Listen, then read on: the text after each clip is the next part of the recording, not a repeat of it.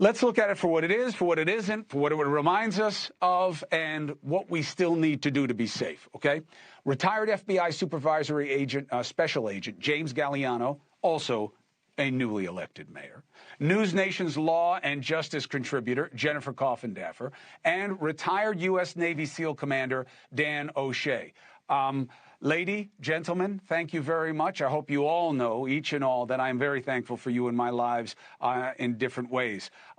O'Shea, you're the newest, but I respect you so much for your help. Coffindaffer, you and I have been working together now since I got here. And Gags, you and I have stood shoulder to shoulder in more bad situations than most will. And I appreciate you, and I'm happy for you to be in public service. Lucky for your community to have you there. You're doing it for the right reasons. Now, does anybody believe that this is too soon and there will be a terror attachment? Nobody, right? All right, good. So with what they're telling us right now, so Gags, I know that you're always open to what we don't know, but is it right to be suspicious that they came out so quickly saying we don't believe this was an act of terror?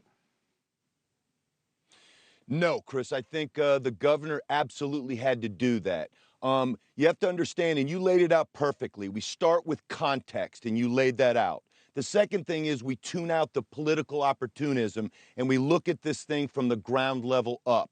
Look, the governor had to make a determination to make this announcement because, again, look at what just happened on October 7th in the Middle East. Look at what the FBI director testified last Wednesday, just 7 days ago, in front of the House Homeland Security Committee in regards to potential attacks from Iran or attacks from Hamas-affiliated groups. So, look, we're on a heightened state of alert. However, as soon as the FBI, and they are the lead here, remember, Chris, you and I always talk about this, we assume it's terrorism and work backwards from that. So don't be reckless, don't call it something it's not, but assume the worst until you can work backwards from that.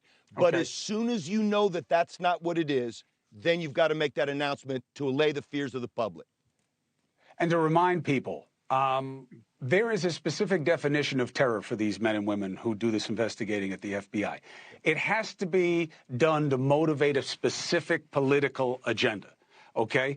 And I know that's frustrating for a lot of people, but that's how they look at it, okay?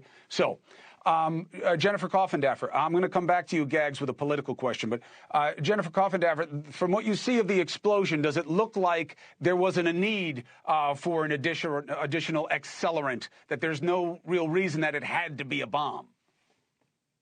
I totally agree. You can see that he is elevated and goes up, and really a car is a bomb in a sense because of it having gasoline, and that impact caused this huge explosion.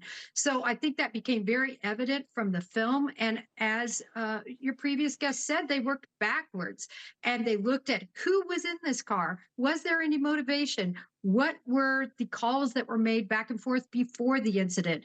And they clearly came to the conclusion, which was the correct conclusion, that this was an accident. And Brother O'Shea, I don't even know if I said it, but I should have said it. Navy SEAL commander O'Shea was, and he's a tactics expert, and he understands a lot about how you do the talk game, but also how you do the hurt game when it comes to military operations. So I was talking to a couple of your brothers about this, and when they heard that it was coming from the New York side, and they saw the video of how it took off and where it went in, they said, like 3 different sources said, I don't think this is going to have terror. It doesn't look like it. Why, Dan? Why doesn't it look like it?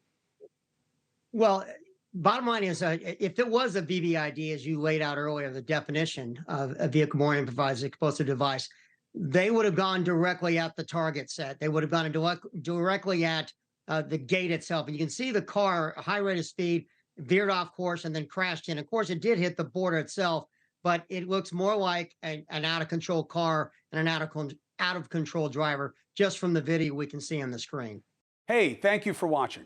Please go to newsnationnow.com, newsnationnow.com, and you can find NewsNation on your television provider. And don't forget to click the red subscribe button down below.